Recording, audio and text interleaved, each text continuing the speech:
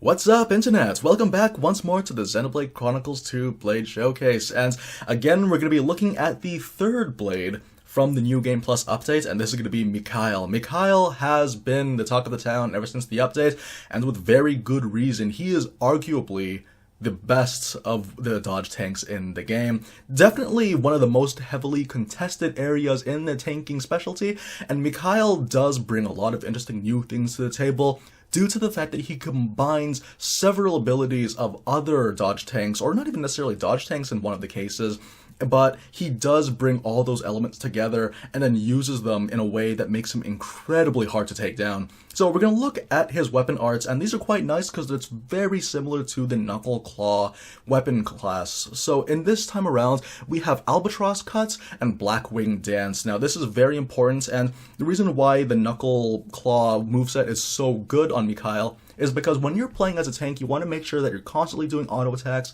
and constantly chaining together all your driver arts to maintain as much aggro as you can. So that's exactly what we see over here. Blackwing Dance and Albatross Cut really work nicely on Morag because in any given situation when you're tanking, you always want to be directly in front of the tank anyway, or sorry, in front of your target constantly. You want to make sure that you're doing extra damage from the front as well. This gives you extra damage when you're fighting enemies that are aggroed onto you. So the other choice that you have, you can feel free to switch either between Stoking the Fire or 2000 Wings. Personally, I would prefer Stoking the Fire because you give Mikhail insane amounts of sustainability. Most of the time, you will be recharging this passively when all you're doing is Albatross Cuts. Unlike with Abrona, you don't have any crit recharge mechanics, but he doesn't need them. Basically, in any given situation, if you find yourself in need of healing, you can be that healer for your party. And that's the funny thing about Mikhail. He's a jack of all trades. He's an amazing tank. He has the ability to heal the party so that the rest of your party can focus on doing damage. And his damage is nothing to sneeze at either. So we're going to have a quick look at the blade himself. Now, before I actually get in depth, I want to mention the accessories we're going to be using for today's video. The first thing is going to be the Galaxy Cube. The reason why I want Galaxy Cube on Mikhail is because when you're using the Knuckle Claw class, you do need to maintain your recharges as often as you can, and a Galaxy Cube really does help out with that, and it's quite useful for maintaining the amount of aggro that he has coming his way. As well, we're also going to be using the Esther Shoes because Mikhail is a dodge tank, and we also do have an HP modifier for the Common Blade, as well as Bridget, who does give a agility modifier. If you guys have anyone with an agility modifier of 24%, then feel free to use that one instead, but I just like having Bridget because I like her so much. That's really all it is for me. But yeah, like very good just to have a lot of agility, and that's exactly what Esther Shoes are for.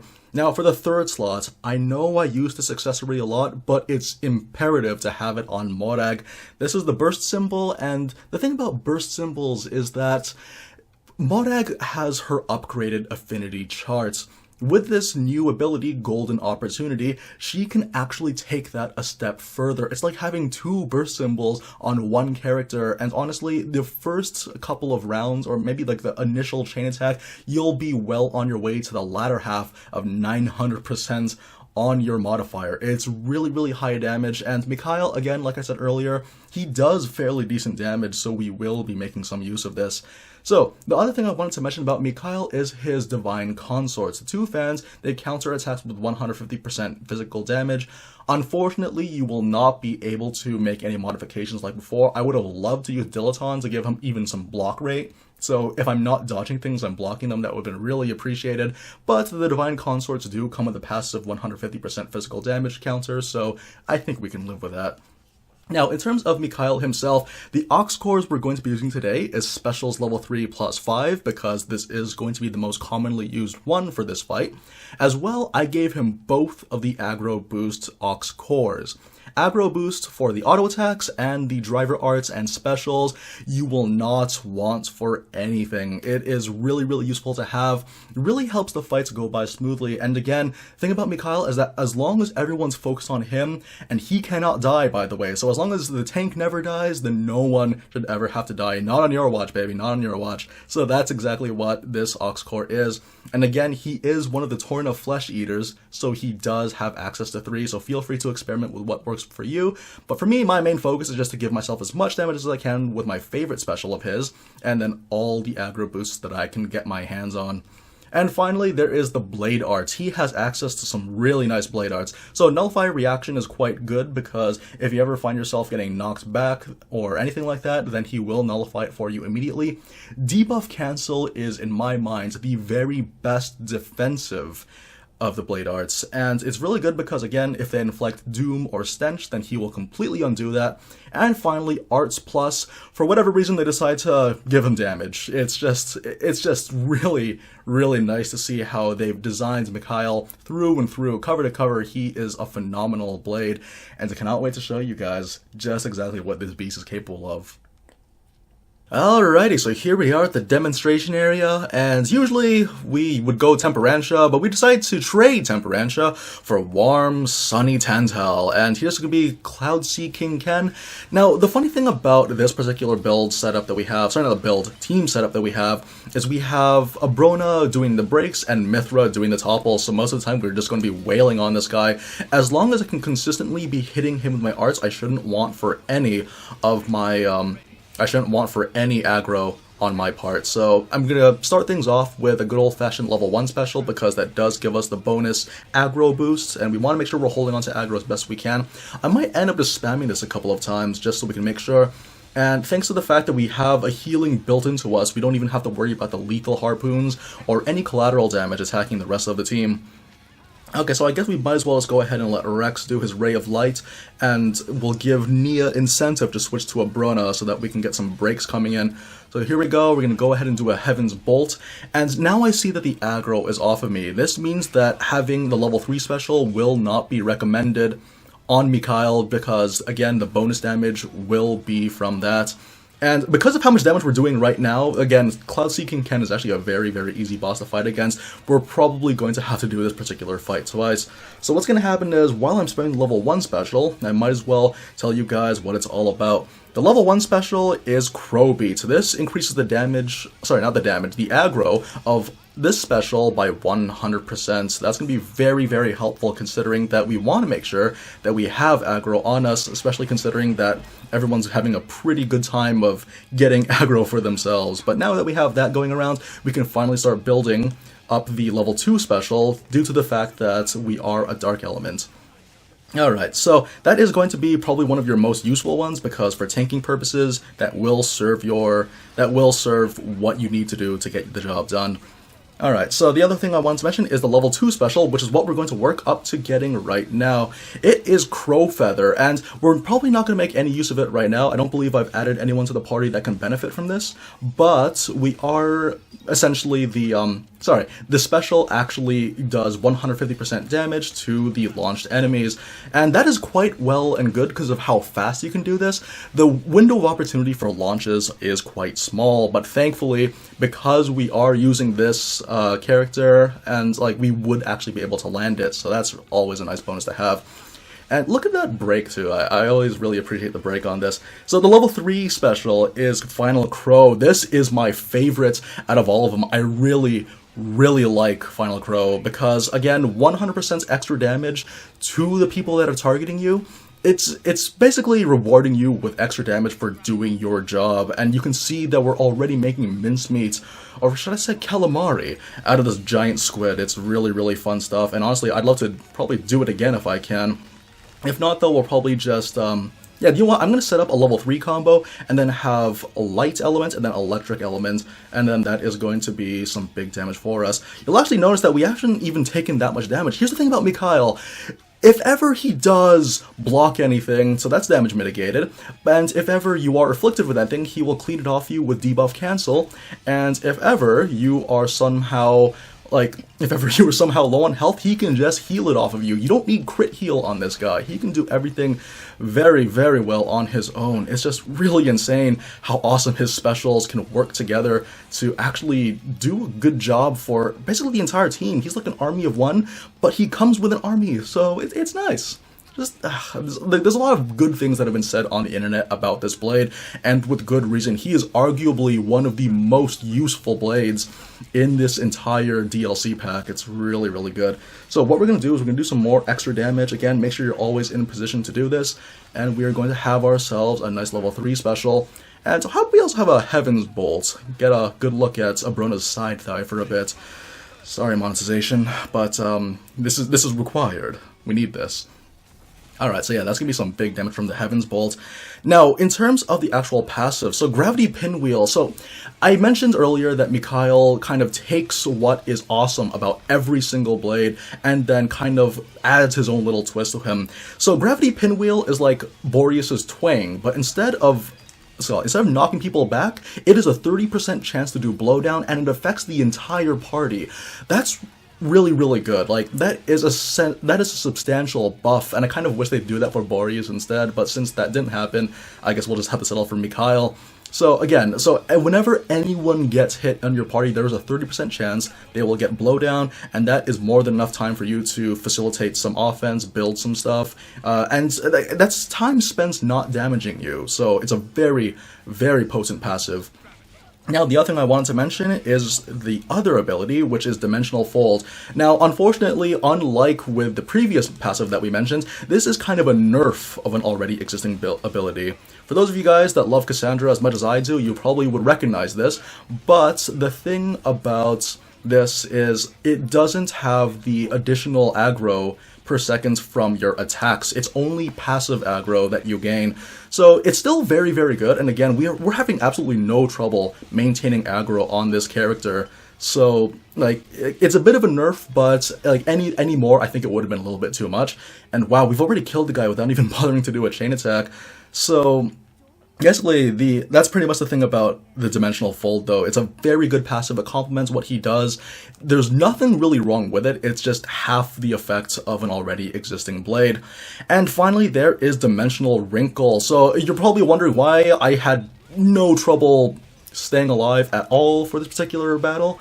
And it's because of Dimensional Wrinkle. Like, the fact that you have max affinity and then 45%, it's really easy to reach max affinity anyway, and you can't lose affinity because you can't die, so we're kind of in this really hilarious little logic loop here. And that's what I love about Mikhail, though, is that he just, like, we're already max affinity, so now, again, 45% evasion rates. It's just, there's just so many things about Mikhail's kit that really does make him stand out, and I'm glad for it. He just embodies some of the most reliable aspects of any blade out there, and we gave him a heal. Like, oh, I love all these new blades, but I think Mikhail might edge them out. Like, between him and Abrona, they're all pretty awesome, but goodness, like, there's a reason why people like Mikhail in this game. He is just a fantastic blade. I cannot say it enough. I'm sorry if I'm repeating myself. I'm repeating the hyperbole, but for good reason, though. And yeah, it does help that we do have this party with us as well. Admittedly, like, the party that we're using is quite potent, but like, it's Abrona and Mithra on the party. That's what this is. And those are fairly easy to get. Thankfully, I kind of lucked out when it came to getting all the new blades for the New Game Plus update. And honestly, though, I feel that a lot of people would have a very similar experience themselves. Did we get a Hyper Graviton break? Oh, that could have been amazing. Okay, so basically my plan here now is just to spam as many level 3 combos as I can, and in doing so, I will be constantly healing the entire party. We don't need healers. Like, Neo, why did you switch to a healer? We don't need it.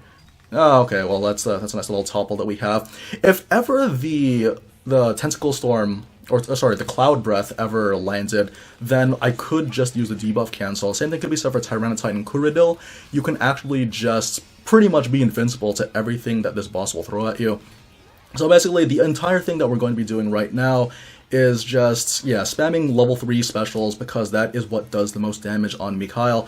Unfortunately, Mikhail doesn't hit very many times with his attacks. The reason why is just because... Wait, okay, look at this evasion, first of all, before I continue anything else. This is unacceptable, is what this is. I love this character so much. I actually want to S+ this guy really, really quickly with Trust, just to give him even more damage. Sorry, what was I saying? Right, so the whole thing about this is, like, we could just do this cycle over and over again, and then in any fight, like, even if I were to get knocked back by that storm, that tentacle spin, he could just do the nullify reaction on me, and I would be okay. So yeah, that's pretty much Mikhail in a nutshell. Anything good defensively, he would do well. Sorry, I just remembered the thing I was mentioning earlier. Sorry if I'm rambling. This is all live commentary, and I'm trying to do my best to actually play properly as well, because goodness knows, we've had plenty of bad attempts. The only real issue with Mikhail is that his specials don't hit many times. This means that the highest damage he'll ever do is the cap, which would be 9 million, would it be? No, sorry, just short of 1 million, and he would only be able to do the hit, being able to do the hit once. So that will be essentially his only downside, is that you can't do really cheesy crit builds on the chain attacks. But honestly though, with utility like this, with invincibility like this, like, who needs it, really? And I see that Nia is low on health for some reason. That's okay. We're just gonna cancel our way up until I can get you a heal. So there you go. Okay, there's a heal for you, and then I'm just going to continue and do my specials. So, by virtue of being a Dark Element, you are going to be seeing plenty of opportunities to just build your level 3 specials, or your fusion combos. Sorry, not fusion combos. Blade combos by yourself, and that's exactly what we're seeing here. If we're lucky, we can even get a topple. Also, for those of you guys that have never seen Cloud Sea King Ken's head, that's what it looks like. It has it's kind of pretty. He's a very pretty king. Alright, so again, just a matter of cancelling all the abilities. Here comes another Tentacle Storm, which was interrupted because of the break. And there comes the topple. Man, this is a really fun party to work with. And really, this does do a good job of showing what Mikhail is capable of. As long as you're constantly pressing buttons and constantly hitting things, you're going to have no trouble keeping the aggro. Okay, so here comes a Cloud Breath, and I am not worried about this at all because we have this. But again, if it ever catches on me, then we can just debuff cancel it. Okay, so this is what I mean, like, we're doing like 43,000 damage per hit, and then the blade combo itself will do 183,000. I could upgrade this further, and I believe bringing them to S+, I should be close to getting, like, at least 6 digits at most. Okay, here we go. I guess we'll heal on the way. Because I'm not even looking... I'm being very irresponsible as a tank right now either. I'm giving no thought to the things that the rest of the team is doing. I'm not going to build a Heavenly Bolt because he is now resistant to electric. So, here we go. So here comes that Lethal Harpoon. If ever that Lethal Harpoon would hit, but again, that 45% evasion rate is just incredibly powerful.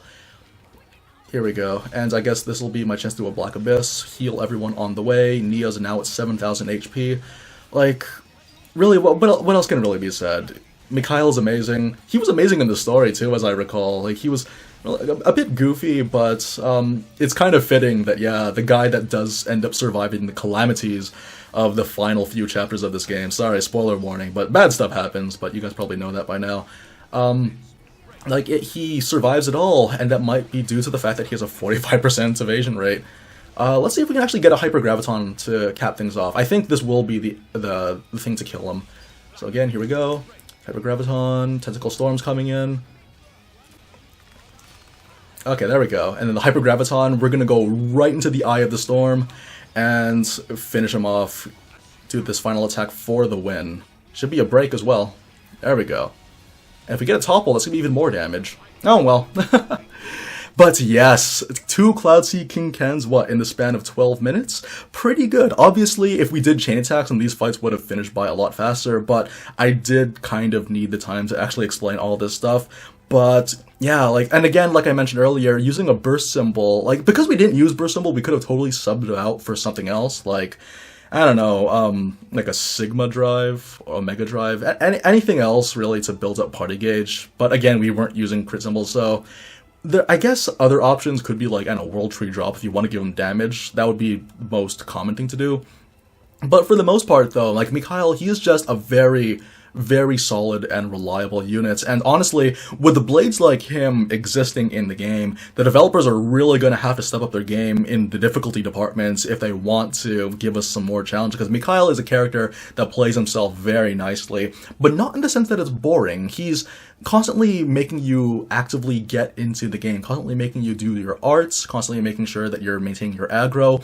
and there's very little consequence for making mistakes with this guy, and that's what makes him so awesome.